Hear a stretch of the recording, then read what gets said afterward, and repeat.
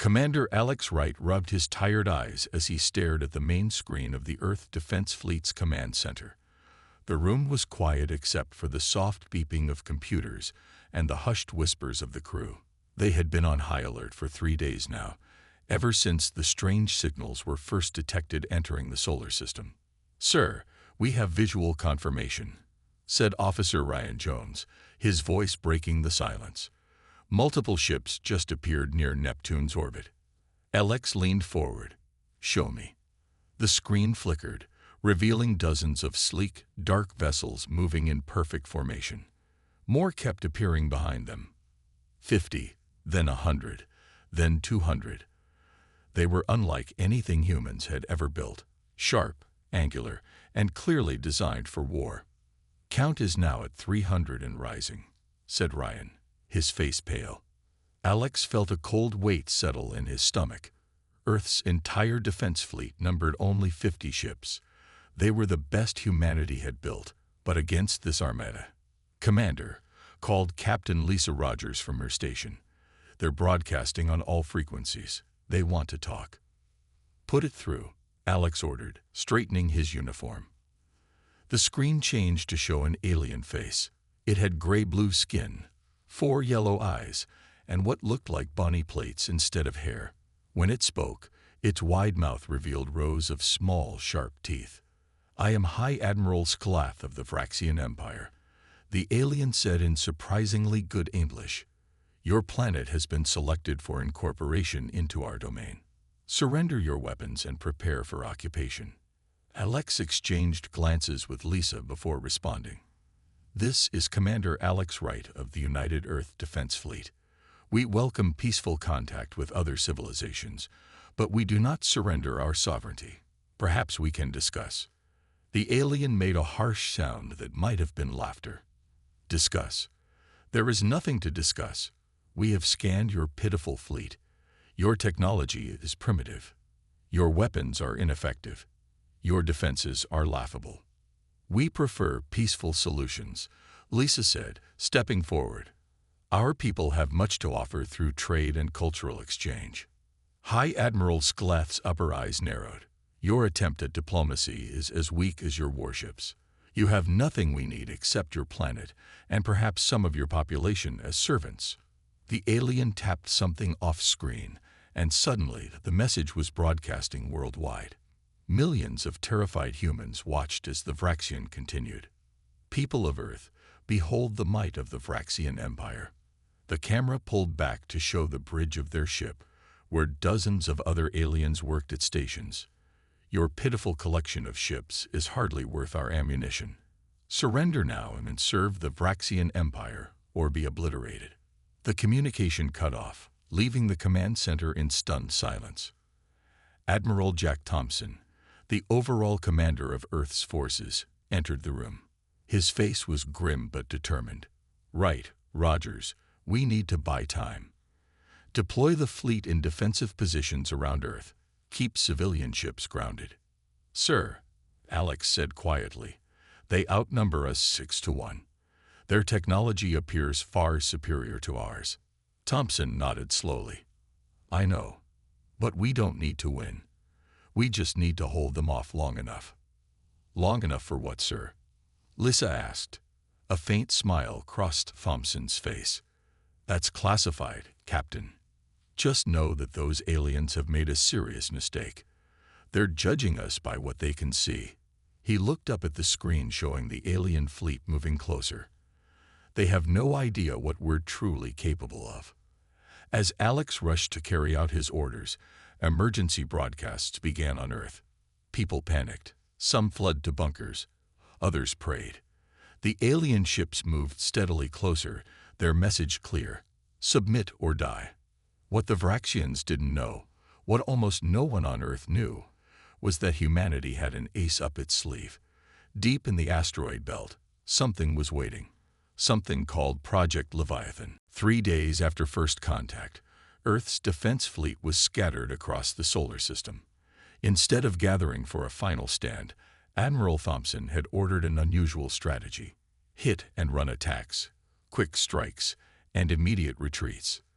Lieutenant Kate Miller sat in the cockpit of her fighter, hidden among the icy rings of Saturn. 5 other fighters floated silently beside her, engines powered down to avoid detection. Through her viewport, she watched as 3 Vraxian scout ships moved slowly through the rings, scanning for Earth vessels. "Remember," she whispered into her comm, "we hit them fast and get out faster. No heroes today." Her squad acknowledged with clicks rather than words. The enemy was close now, close enough that their sensors might pick up voice communications. Kate took a deep breath and pressed the ignition sequence. "On my mark. 3, 2, 1, now." 6 human fighters burst from their hiding spots, engines flaring to full power. The Vraxian scouts, caught completely by surprise, barely had time to react before Kate's squad opened fire. Kate's targeting computer locked onto the nearest enemy ship. She fired 2 missiles that streaked through space and struck the scout's engine section. The alien vessel spun wildly, secondary explosions rippling along its hull. The other fighters were just as successful. Within 30 seconds, all 3 Vraxian scouts were disabled or destroyed. Before reinforcements could arrive, Kate led her squad away at maximum speed, diving deeper into Saturn's rings where the aliens would have trouble following. "Command, this is Falcon Leader," Kate reported once they were safe. "Operation Saturn's ring complete. 3 enemy vessels neutralized. 0 casualties on our side." "Good work, Falcon Leader," came Admiral Thompson's voice. "Return to Mars base for refueling." Across the solar system, similar small victories were being won. Earth ships would appear, strike hard at vulnerable targets, then disappear before the bulk of the Vraxian fleet could respond. It wasn't enough to defeat the aliens, but it frustrated them greatly. At Mars base, engineer Sam Cooper worked frantically to repair damaged Earth vessels. The base, hidden beneath the red planet's surface, served as the main repair facility for the fleet. "How bad is it?" Sam asked as Kate's fighter was lowered into the maintenance bay. Kate climbed out, removing her helmet. Her short brown hair was damp with sweat. "Took some fire on the retreat. Nothing critical, but the starboard thrusters are losing power." Sam nodded and signaled to his team to begin repairs. "We'll have you flying again in 6 hours." "That fast?" Kate looked surprised. "Have to be," Sam replied, wiping grease from his hands. "Every ship counts now." A young technician working nearby looked up nervously. "Why don't we just surrender? The news says they have hundreds of ships. We can't win." Sam and Kate exchanged glances. Neither knew the full truth, but they had heard rumors. "We're not beaten yet," Sam said simply. "Not even close." Meanwhile, aboard the Vraxian command ship, High Admiral Skalath was growing increasingly angry. What should have been a quick conquest was turning into an annoying series of skirmishes. "These humans are like biting insects," he growled to his officers. "They sting and fly away, never staying to fight properly." His second-in-command approached cautiously. "High Admiral, perhaps they are merely delaying the inevitable. They must know they cannot win." "Then why fight at all?" Skalath demanded. "It makes no sense unless—" His 4 eyes widened slightly. "Unless they are waiting for something." He activated the communication system, broadcasting once again to all of Earth. "Your delay tactics only prolong your suffering. We have conquered 1,000 worlds more advanced than yours. Your resistance is pointless." On the Earth Defense Fleet's hidden command ship, Admiral Thompson received the alien's message with a small smile. Then, on a classified frequency that only he and 5 others in the solar system could access, a message appeared. "Leviathan awakened. Coordinates requested." Thompson's smile grew wider. "Send them our position," he ordered. "It's time." As Earth forces continued their delaying tactics against the Vraxian fleet, Chief Engineer Olivia Martinez stood in her private quarters aboard Mars base, looking at an old photo. The picture showed her and 11 other engineers standing in front of a massive metal structure, all of them smiling despite their obvious exhaustion. The memory of that day came back to her clearly. 10 years earlier, Olivia had been working on satellite designs at NASA when two men in dark suits arrived at her office. They showed her security clearances she didn't even know existed and asked one simple question: "Would you like to help save humanity?" 24 hours later, she found herself on a shuttle heading to a classified location in the asteroid belt. What she saw there changed her life forever. "We call it Project Leviathan," the base commander had explained as he led her through massive construction docks. 7 years ago, we discovered something buried on the far side of the moon. They showed her the find, an alien data core left behind by a species that had visited Earth thousands of years ago. Unlike the aggressive Vraxians, these visitors had been explorers and builders. "They left us a gift," the commander said. "Detailed plans for a ship unlike anything humanity could design on its own. A vessel that could protect Earth if we ever faced an existential threat." The data core contained schematics for a massive mothership, powered by technology centuries beyond Earth's current capabilities. In absolute secrecy, drawing resources from every major nation, humanity began building their inheritance. Now, in her quarters on Mars base, Olivia put down the photo as her communication panel chimed. The message was brief: "Leviathan protocol activated. Return to station immediately."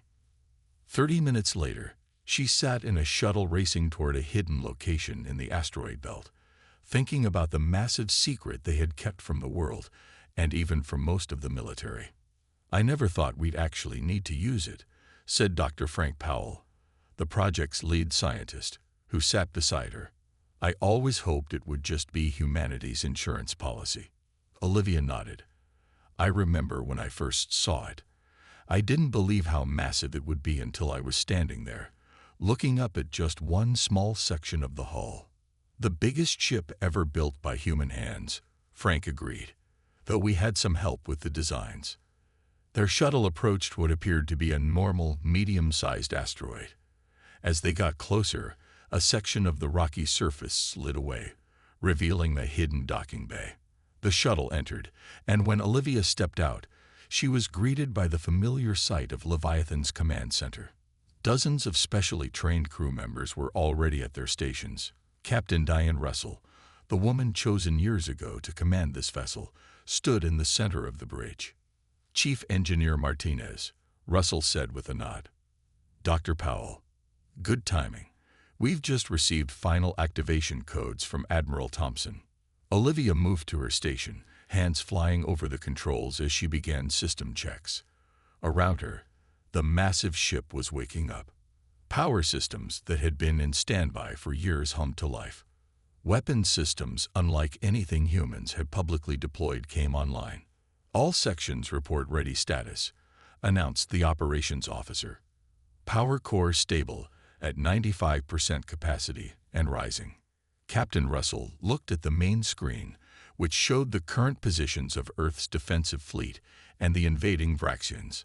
"Send acknowledgement to Admiral Thompson," she ordered. "Inform him that Leviathan will deploy in 6 hours." She turned to face her crew, her expression determined. "For 10 years, we've prepared for this moment. The Vraxians think they're facing a primitive species with a handful of weak ships." A small smile crossed her face. "Let's show them how wrong they are." Deep within the asteroid belt, carefully hidden from both Earth and alien sensors, the largest and most advanced ship ever built by human hands prepared for war. The Vraxians had lost patience. After days of frustrating hit-and-run attacks by Earth's forces, High Admiral Skalath ordered a major assault. The target, Earth's main defensive line near Jupiter. Commander Alex Wright stood on the bridge of his flagship, the Defender, as warning alarms blared around him. Through the main viewport, he could see dozens of Vraxian warships approaching, their weapons charging. "All ships, battle positions," Alex ordered, his voice steady despite the fear in his stomach. "Remember your training. Keep formation and protect each other." Earth's remaining fleet, 37 ships in total, formed a defensive line. They were humanity's last visible defense, a thin barrier between the aliens and Earth. The Vraxian ships opened fire first. Brilliant beams of energy sliced through space, striking Earth vessels with terrible precision. 2 human ships exploded immediately, their crews having no time to escape. "Return fire," Alex shouted. "All weapons." Earth's ships fought back with everything they had. Missiles, laser batteries, and railguns fired in coordinated patterns. A few Vraxian ships took damage, but not nearly enough. On the Defender, Captain Lisa Rogers monitored the tactical display with growing horror. "Sir, we've lost 5 ships already. The Peterson and the Orion are heavily damaged." A massive explosion rocked their vessel, throwing crew members to the floor. Warning lights flashed across every console. "Main engines damage," reported Officer Ryan Jones. "Shields down to 30%. Alex knew they couldn't win, but every minute they fought gave Earth more time. Time for whatever plan Admiral Thompson had set in motion. "Keep fighting. Hold the line." Another blast hit the Defender, more powerful than the last. Smoke filled the bridge as systems failed. "Sir," Lisa said quietly, "they're opening a communication channel." Alex nodded grimly. "Put it through." High Admiral Sclath's face appeared on the damaged screen, his 4 yellow eyes gleaming with satisfaction. "Commander Wright, your resistance has been amusing, but it ends now. We'll fight to the last ship," Alex replied, even as another Earth vessel exploded in the battle outside. The alien made that harsh laughing sound again. "Is this truly the best defense of your homeworld? Pathetic. Your species deserves extinction for its weakness." As the Vraxian continued to mock them, Officer Jones suddenly straightened at his console. "Sir, I'm detecting something massive moving from the asteroid belt. It's huge." Before Alex could respond, all remaining Earth ships received the same message. "Fall back. Leviathan incoming." The Vraxian admiral noticed the change in Alex's expression. "What trick is this? What are you?" The alien's words cut off as one of his officers rushed to his side, speaking urgently. Sclath's eyes widened in what looked like shock. On the Defender's damaged sensors, Alex watched as something enormous emerged from the asteroid belt, moving at incredible speed despite its size. The object was so large that at first, the sensors registered it as a small moon rather than a ship. "All Earth vessels, retreat to safety coordinates," came Captain Diane Russell's voice over the fleet channel. "Repeat, fall back immediately." The Vraxians' celebration turned to confusion as their scanners detected the approaching vessel, a ship so large it dwarfed their entire fleet combined. "What is that?" Lisa whispered, staring at the screen. Alex smiled through his pain, even as the damaged Defender limped away from the battle. "That, Captain Rogers, is humanity's best-kept secret. That's Leviathan." The Vraxian communication was still open, allowing them to hear the panic spreading through the alien command. "High Admiral, the human vessel is 17 miles long. Our weapons may not." "Impossible," Sclath shouted. "No primitive species could build such a—" His words were cut off as Leviathan entered weapons range, and for the first time, the Vraxians knew fear. Leviathan emerged fully from the darkness of space, a colossal vessel that defied all expectations. 17 miles from bow to stern, it dwarfed the largest Vraxian warship like a whale next to a minnow. Its hull gleamed with a strange dark metal that seemed to absorb light rather than reflect it. Weapon systems unlike anything seen before protruded from strategic points along its massive frame. Captain Diane Russell stood at the center of Leviathan's bridge, a circular command center larger than most ships' entire command decks. Around her, 200 crew members worked at their stations, each controlling systems that would normally require entire teams. "Status report," Diane ordered calmly. "All systems operational," responded Lieutenant Paul Wilson from the weapons station. "Shield generators at full capacity. Gravity pulse weapons charged and ready." Chief Engineer Olivia Martinez's voice came through the comm system. "Power core stable at 98%, Captain. She's running better than our simulations predicted." Diane nodded and stepped forward to the main command console. Transmit on all frequencies. Let them see what they're up against. On every screen across the solar system, aboard Earth's surviving ships, at command centers on Earth, and even on Vraxian vessels, images of Leviathan appeared. People gasped at their first sight of the enormous ship. Some cried with relief, while others simply stared in disbelief. On the Vraxian command ship, High Admiral Skalath's four eyes widened as data poured in. His officers frantically analyzed the massive human vessel, unable to comprehend how such a primitive species could possess such technology. "Sir," one officer reported, his voice shaking, "our scans show power readings beyond anything in our database. Their shield technology appears similar to the ancient ones." "Impossible." Skalath slammed his fist down. "The humans are primitives. They cannot have such technology." Another officer looked up from her console. "The vessel's hull composition is unknown to us. It appears to be absorbing our scanning beams rather than reflecting them." Aboard Leviathan, Captain Russell watched the Vraxian fleet on her tactical display. The alien ships were regrouping, forming attack patterns. "They're preparing to attack," Lieutenant Wilson reported. "Shall we open fire first?" Diane shook her head. "No. Let them make the first move. I want them to understand exactly what they're facing." She didn't have to wait long. 3 Vraxian heavy cruisers broke formation and accelerated toward Leviathan, weapons firing at full power. Brilliant energy beams struck the massive ship's shields, creating shimmering ripples across its surface. On the bridge, no one flinched. The impacts weren't even felt inside. "Shield integrity?" Diane asked. 100%, Wilson replied with a small smile. "Their weapons aren't even making a dent."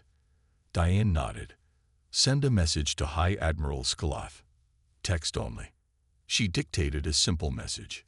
"This is your only warning. Withdraw your forces immediately." The response came quickly, another barrage of weapons fire, this time from 20 Vraxian ships simultaneously. "I believe that's our answer," Diane said. "Lieutenant Wilson, you may deploy the first gravitational pulse. Minimal power, targeted effect. I want to disable, not destroy." Wilson's fingers flew across his console, gravitational pulse charging, targeted at the forward section of their fleet. Firing now. From Leviathan's bow, an invisible wave of distorted space-time erupted. When it reached the Vraxian fleet, 30 ships suddenly lost power, their engines and weapons disabled by the warped gravitational field. The second attack targeted the Vraxian flagship itself. Their weapon systems went dark instantly. "Open a channel to High Admiral Skalath," Diane ordered. When the alien's face appeared on screen, his expression showed something new. Fear. "What trickery is this?" he demanded. "How does your species possess such weapons?" Captain Russell's reply was calm and measured. "This is no trick, High Admiral. This is humanity revealing its true strength. We gave you a chance to leave peacefully. You chose war instead. That was a mistake." High Admiral Skalath's initial shock quickly turned to rage. No species in the history of the Vraxian Empire had ever humiliated them like this. He would not accept defeat. "All functional ships, attack pattern Omega," he commanded. "Focus fire on their main weapon emplacements." The remaining Vraxian vessels regrouped and launched a desperate coordinated assault against Leviathan. Energy beams, plasma torpedoes, and kinetic projectiles streaked toward the massive human ship from all directions. Inside Leviathan, Lieutenant Paul Wilson directed the defensive grid with calm efficiency. Multiple impacts detected, shields holding at 97%. On a different deck, Dr. Nancy Garcia monitored the experimental power core, technology derived from the ancient alien designs. Core temperature rising slightly, but well within safe parameters, she reported to Captain Russell. "We can maintain this level of shield strength for days if necessary." Captain Russell nodded, studying the tactical display. The Vraxians were attacking with everything they had left, but their weapons could barely scratch Leviathan's defenses. "Lieutenant Wilson, "Prepare a targeted response," she ordered. "Disable their weapons systems, but leave life support intact." Before Wilson could carry out the order, a warning alarm sounded. One of the Vraxian cruisers had broken formation and was accelerating rapidly toward Leviathan's port side. "They're on a collision course," Officer Ben Parker shouted. "Impact in 15 seconds." Russell's eyes narrowed. "Divert shields to port section. Brace for impact." The Vraxian ship slammed into Leviathan at tremendous speed. Though the shields absorbed most of the energy, the sheer mass of the alien vessel caused a shockwave to ripple through the human mothership. Warning lights flashed as systems overloaded. In Engineering Section 12, Chief Engineer Olivia Martinez felt the impact as the floor buckled beneath her feet. Alarms blared as atmosphere began venting from a damaged compartment. "We've got a breach on Deck 14, she shouted over the comm. "Emergency teams respond." But the breach was expanding rapidly, threatening to spread to adjacent sections where dozens of crew members worked. Olivia made a split-second decision. She sealed off the damaged compartment by manually overriding the safety protocols, trapping herself inside with failing oxygen levels. "Section 12 secured," she reported calmly, even as warning lights indicated the air was growing thin. "Breach contained." On the bridge, Captain Russell received Martinez's report with alarm. "We have people trapped in Engineering Section 12, she announced. "Oxygen levels falling." Commander Alex Wright, who had been brought aboard Leviathan when his own ship was crippled, stepped forward immediately. "I'll lead the rescue team." "Go," Russell ordered. "Bring them home." As Wright raced through Leviathan's corridors with a team of rescuers, the battle outside intensified. The Vraxians, realizing their conventional weapons were ineffective, launched 3 more suicide attacks against the human vessel. "They're getting desperate," Wilson observed as another Vraxian ship accelerated toward them. "And dangerous," Russell agreed. "We need to end this before more lives are lost on both sides." She turned to her second-in-command. "Prepare the main weapons system." Deep within Leviathan's core, a system unlike any other on the ship hummed to life. Based on technology even the ancient aliens had considered theoretical, it could manipulate the very fabric of space-time. Meanwhile, Commander Wright and his team reached the sealed section where Olivia was trapped. The damaged corridor was buckling, with sparks flying from ruined conduits. "Martinez, can you hear me?" Wright called through the emergency communication system. Olivia's voice came back, weaker than before. "Oxygen, at 12% and falling. You need to hurry." Wright turned to his team. "We're cutting through. Prepare emergency oxygen." As they worked frantically to reach the trapped engineer, Leviathan's primary weapons system activated. A soft blue glow emanated from emitters spaced along the massive ship's hull. What followed wasn't a destructive blast, but something far more incredible, a series of localized space-time distortions that simply froze the remaining Vraxian fleet in place, trapping each ship in its own bubble of altered physics. The battle was over, not through destruction, but through technology so advanced it appeared magical even to the space-faring Vraxians. 2 days after the battle, High Admiral Skalath stood in Leviathan's massive conference room, his proud posture now slightly bent. Around the large table sat human leaders, military commanders, scientists, and diplomats who had come from Earth once the fighting stopped. Admiral Jack Thompson led the human delegation. Beside him sat Captain Diane Russell, Commander Alex Wright, and Chief Engineer Olivia Martinez, who had been rescued just in time by Wright's team. "The peace terms are simple," Thompson said, sliding a tablet toward the alien leader. "The Vraxian Empire will immediately withdraw all forces from our solar system. Earth will be recognized as a sovereign, protected world under the Galactic Accords." Skalath's 4 eyes narrowed. "And if we refuse?" Thompson smiled thinly. "Your ships remain frozen in space. We can keep them that way indefinitely, or—" He let the threat hang in the air. The alien leader stared at the document for a long moment before pressing his hand to the screen, confirming his agreement. "One question," Schlath said, looking around the room. How could your primitive species possess such technology? We have conquered 1,000 worlds, and none had ships like this. Admiral Thompson leaned forward. 10 years ago, we found gifts from a greater civilization, one that believed in protection, not conquest. We improved upon their designs. Humanity has always been good at adaptation. After the meeting, as the Vraxian leader was escorted back to his ship, Captain Russell and Commander Wright stood on Leviathan's observation deck. Through the massive viewport, they could see Earth gleaming like a blue jewel in the distance. "Do you think they'll honor the agreement?" Wright asked. Russell nodded. "They will. We've shown them something they've never encountered before, a supposedly weaker species with superior technology. The entire Vraxian Empire will be reevaluating their strategy now." Wright smiled, watching as the disabled Vraxian ships slowly regained power. One by one, they began moving away from Earth, heading back to the edges of the solar system. "They thought our smaller ships were all we had," he said. "A common mistake, judging by appearances." "Humanity has always been underestimated," Russell agreed. "But now the galaxy knows. We're not to be trifled with." 1 month later, life on Earth was beginning to return to normal, though forever changed by the knowledge that they were not alone in the universe. The existence of Leviathan was now public knowledge, and with it came the revelation of the advanced technology humanity had been gifted.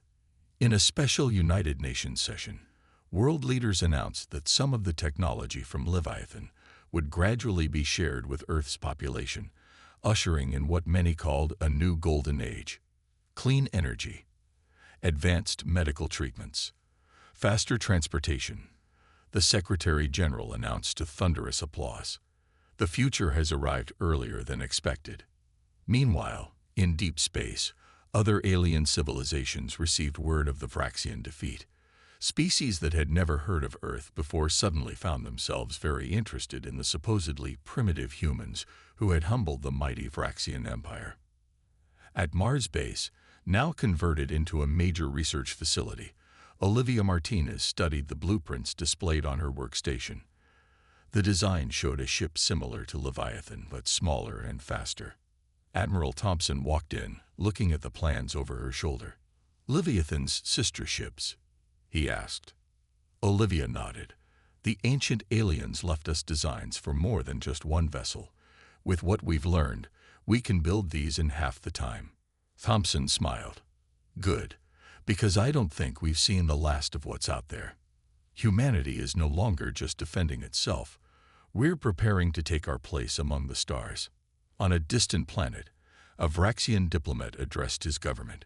"The humans must be monitored closely. They were able to build Leviathan in secret. Who knows what else they're capable of?" His superior nodded gravely. "Indeed. Send a message to all Vraxian forces. Earth and its colonies are to be given a wide berth. The humans are no longer classified as primitive. They are now designated as dangerous." And on Earth, looking up at the night sky, people viewed the stars with new eyes. Not just with wonder, but with confidence. Humanity had faced its first galactic challenge and emerged victorious. Whatever came next, they would be ready.